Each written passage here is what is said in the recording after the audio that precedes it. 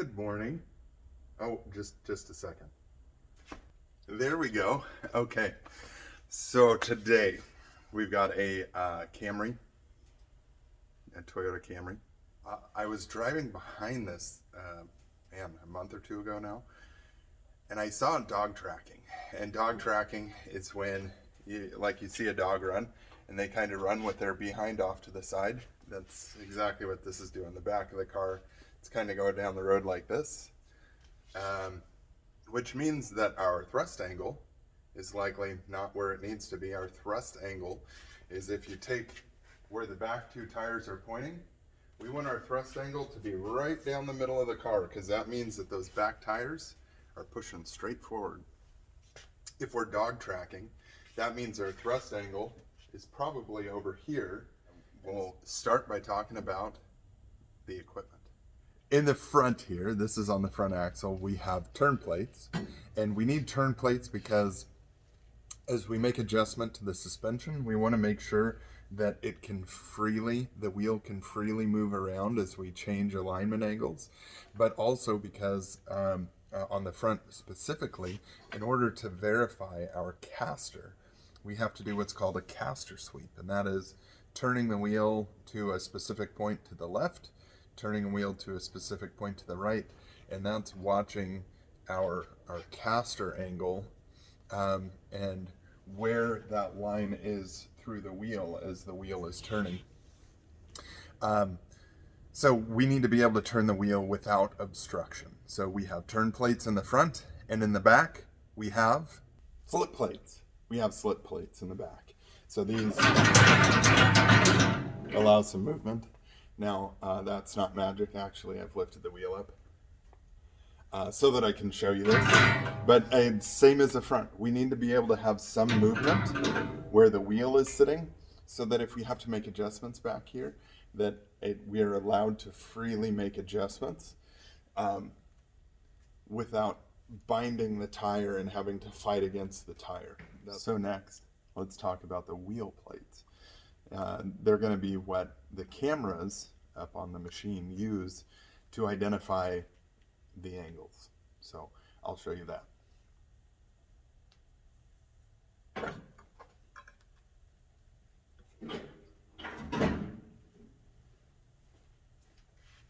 You will notice that when I did that, you didn't hear the engine running. The car is in neutral, and I rolled it onto the slip plates. And I did that because when you're in gear, as soon as you roll onto those plates that want to move around, they're going to want to move around. And that can be really hard on the slip plates. So anytime you pull onto or off of the slip plates, you want to have the car off in neutral and roll it by hand. We have our wheel mount pads here. These are expensive. They're very expensive. So we always need to be very careful with these. They're marked right rear, right front, left rear, left front. So make sure they go on the right wheel. Otherwise, you're going to have problems with the cameras picking them up. And that'll be a pretty good indication you have them backwards.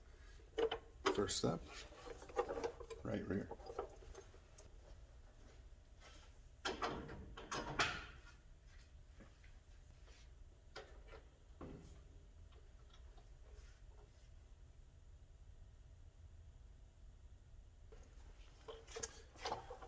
And right front.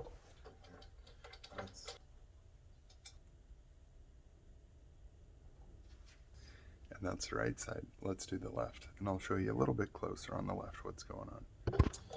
On these heads, we have two different hooks. We'll use the short hooks.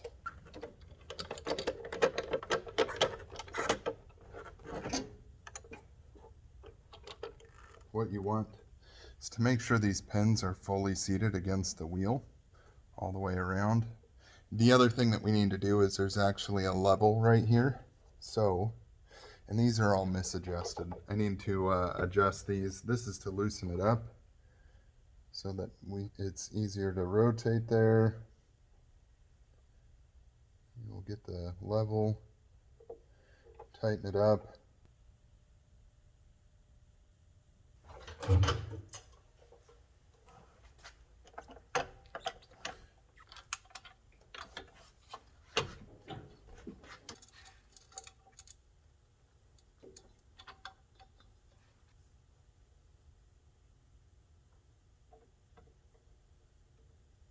Okay, we have the pads all mounted to the wheels. Next, I want to introduce you to how you use the computer here. So we have where F1, F2, F3, and F4 would normally be, we have K1, K2, K3, and K4, and those actually line up with these 4 boxes. Okay, so this is K1, 2, 3, and 4. So we want to begin the alignment. K4. We also have the remote here. There we go.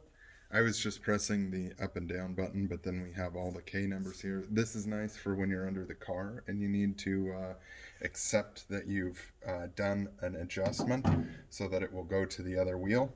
So we've got the keyboard sorted out. We've started the alignment. So let's kind of zoom in on the screen here. Okay, so if we're going to print this off, some of this information is really good to have. Now, this is not super important, and I don't have some information for this. The biggest reason this is unimportant, this printer is perpetually out of ink, and that's one of the biggest reasons that we would put this information in there, is so that when we print it off, it actually prints off on the sheet.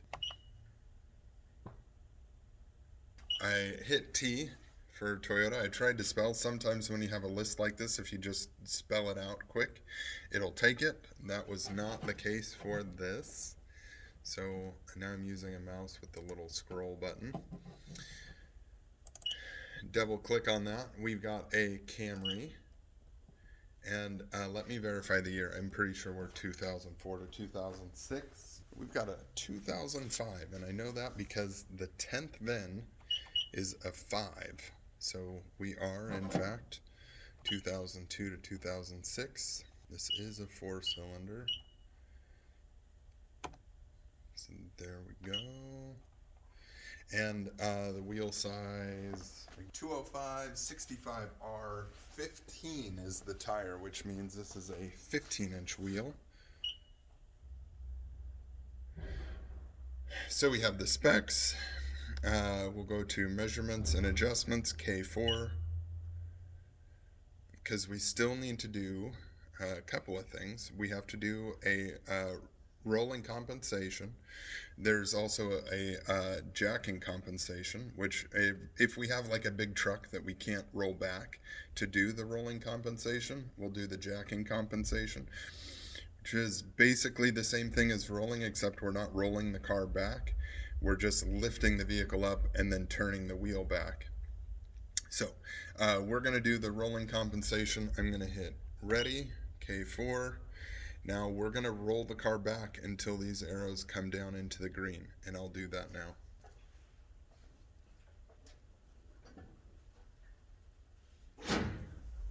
Pro tip, we're going to use the wheel chocks to help us with this. I know that if I pull this back, there's approximately right there is where I want to be, just ballpark. I've done this a few times, so I don't do it a lot anymore, so I'm a little rusty, but in that general vicinity. So what I'm actually going to do is I'm just going to roll the wheel back until it hits this chalk, and hopefully I'm in the ballpark. We'll see on the computer. And if I am, I just leave it tight against the chalk. And then once I get it to the chalk, and if we're all in the green, you wait a second, and it will accept the measurements. It'll accept the pictures, and then it'll have you roll back forward. I'm not moving this chalk, so I just roll it right back up to this very front chalk, slam that back chalk back under the wheel when it touches the front chalk, and we're good. And we can go back up to the front. We'll see that it's all green. And we wait for it to take those pictures and accept that information. And then we're ready to move on to the caster sweep. So let's not get ahead of ourselves. Let's finish this process up here.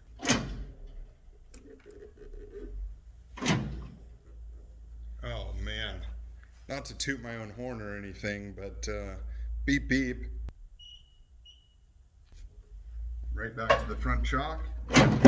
Slam the back one in there, and we are good to go. See, all green. And now. Okay, the last measurement that we need to do is we need to do caster here. And the way that we do caster is K4. And now we're going to do a caster sweep. So we've got the wheels steered straight ahead. It wants the brake pedal depressor removed. If it's there, it is not there, so we don't have anything to worry about. So now we're going to turn the wheels until we're in the green on both sides. Hold it. We'll turn the wheel the other way until it's in the green on both sides. Hold it, and then it'll have us recenter the wheel. And that is our caster. So let's watch that happen. We do need to pull the pins out of the slip plate. The pins are what kind of hold the slip plate where it is when we don't need it to move.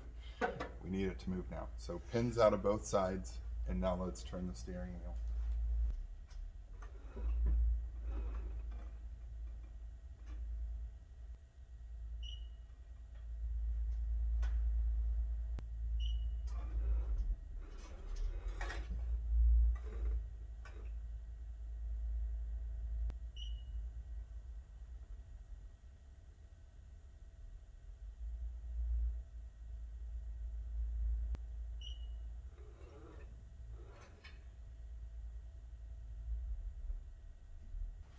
And once we're centered here, we'll go ahead and finish up with ready.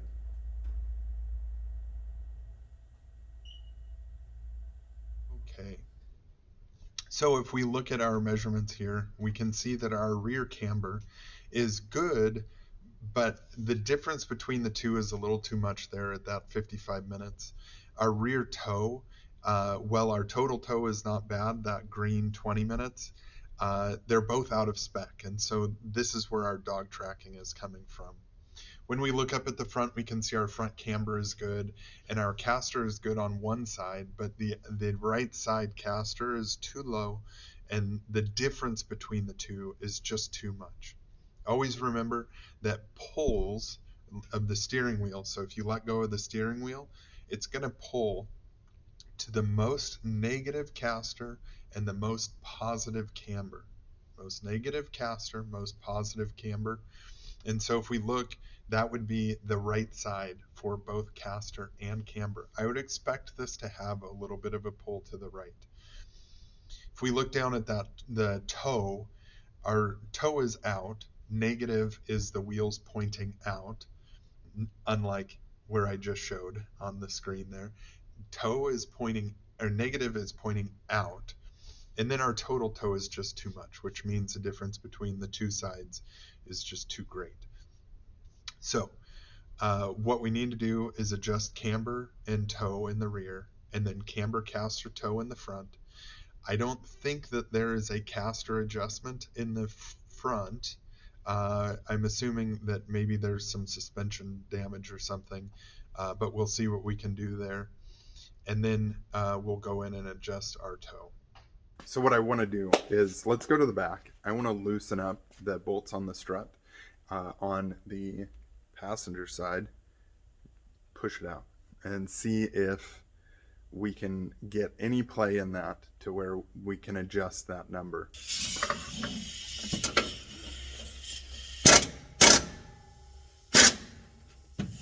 Pry bars here. So the top one is not any tighter. I want to see if I made any changes, so I'm going to go look up at the computer. Not even a little bit. Okay. This is how we're going to get camber out of the rear. So this is what's in there, and you'll see that this actually, this wider portion here actually fits pretty snugly into the hole in the strut. And so there's really no room for movement. This takes up all of the space of the hole, so you can't rock the strut. You can't tip the strut. And in this case, we've got a smaller bolt. It's still going to take up the entire size of the hole for the knuckle, where it goes through the knuckle right here. And you'll see that that's actually offset. And so we can actually rotate it if we want to keep it neutral. Let's look at it from the end here. If we want to keep it right where it was with that bolt, we would have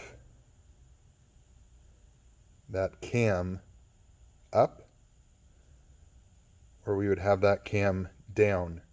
And that means the center of the bolt is still going to be right where we need it to be, or right where this held it, right in the middle. But this gives us the ability to twist it that way and push the strut in or push the strut out. I jumped ahead a bit because this ended up being just a little bit more work, and I'm kind of running out of time here to get this done today. So I had to adjust this link right here by loosening up both ends of the little adjuster and then cranking the adjuster. Our thrust angle, the direction that the back tires are pointing, is currently 0 minutes or 0 degrees and 0 minutes. We got it dead even on both sides, so I'm very happy with that. This isn't going to dog track anymore. Camber is still off 1/3 of a degree side to side, but we're within spec, and so I'm happy with that. The last thing that we need to do to get this car totally dialed in is do wind toe on the front. So let's go do that. Okay, so I'm already in the wind toe screen here. We're going to follow the steps. Step 1, start the engine, level the steering wheel, install the brake pedal depressor, and turn the engine off. So let's go do that. K4 for ready. Now it wants us to adjust the right tie rod until this is centered. Easy enough, right? So let's do that. Threads can be reversed, so always make sure to look at what direction things are actually threaded.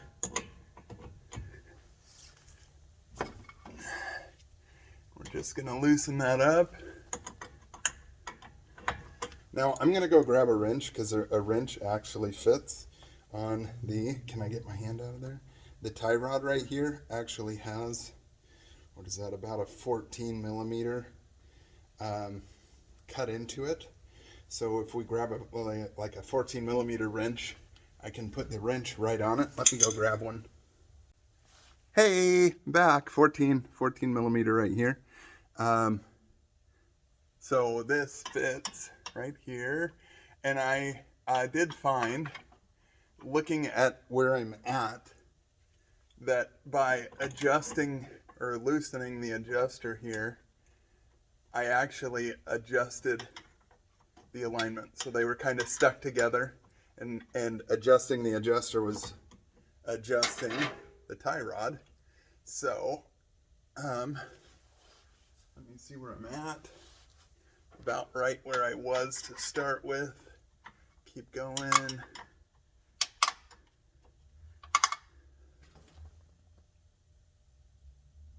Wrong direction. And you were probably telling me that. You're like, dude, wrong way, wrong way. And now that I'm going this way, it all makes sense now. Hold the tie rod. Lock them together. Oh, baby. So I'm going to meet you on the other side once I get this other side done, and we're basically done with the alignment. Okay, so as I was learning alignments, I didn't really work under people very much. It was just, I went to school, and then okay, so there's an alignment on that. I did 1 or 2 under as an apprentice. I think the biggest thing that got me almost every time was I would do the alignment, I would get the toe set, and then I would take it all off. I would take all the sensors off the wheels and get the car down and go test drive it. And almost every time, the steering wheel is not centered. I'm not sure what I always did wrong. I would love to know. I'm not sure what it was, but I think that my biggest problem that I ended up having was that I didn't verify. Excuse me, down here. I didn't verify. So to verify, you can hear I have the car running. I'm going to wiggle the steering wheel back and forth, and I'm going to put it centered. And if we look up here at the green, right now we're right in the middle. We weren't when I got done, actually. We were in the red off to the left. But then when I came and looked in the car, the steering wheel had kind of rolled off to the left some. So I centered it, like I said. And look where we're at. Okay, so we've got a centered steering wheel. We're nice and level. And then we're in the middle over there. So now, and only now, this is ready to take all the sensors off the wheels, put hubcaps back on, and take this for a test drive. And that, my friends, is an alignment. So we're all in the green. Everything that we can adjust, we're maybe a little bit further out here than I would have liked to be. I went a little bit over, but we're in the green. Camber is much less of a tire wear angle than toe, and toe is the big one. I'm very pleased with where we're at here. The spec here is 6 to 17 minutes, so we're like just about dead nuts in the center, and then that gives us our total toe. The thrust alignment, we were over a degree when we started, and we are at 0 now. Coming up here, our toe is pretty even. I'm pleased with that. Caster was not adjustable, so I'm pleased with being within spec. I don't love that we're, what are we, over a half of a degree difference side to side, but it is what it is. And then our camber, we didn't have to touch, fortunately. So we nailed it. This is the alignment. I need to get this car out of here. I need to go wash up and start my class right now. I got 5 minutes, and usually my camera is already on right now. So thank you for going for this ride with me. And this is gonna be my outro for the video. That is an alignment on our PA130 Hunter alignment machine. There's some downsides to the machine, which I kind of talked about a little bit through this process. Not being able to see measurements while you're down under the car sucks. That's not fun. One of the other things that other nicer Hunter machines have are tools and kits, which is super helpful, especially in the shop environment, the high school shop environment, because you can look up when you want to adjust the toe, it will actually tell you the size of the tools that you need, which is amazing when you have to go grab the tools from across the shop in the tool room. And we don't have that option. So it's a great machine for learning. It is a wonderful machine compared to not having something. So I love it. I appreciate it. That is an alignment in the Reynolds High School Auto Shop. Until the next video, have a great day, week, month. I'm not great about getting these out regularly. So until the next one.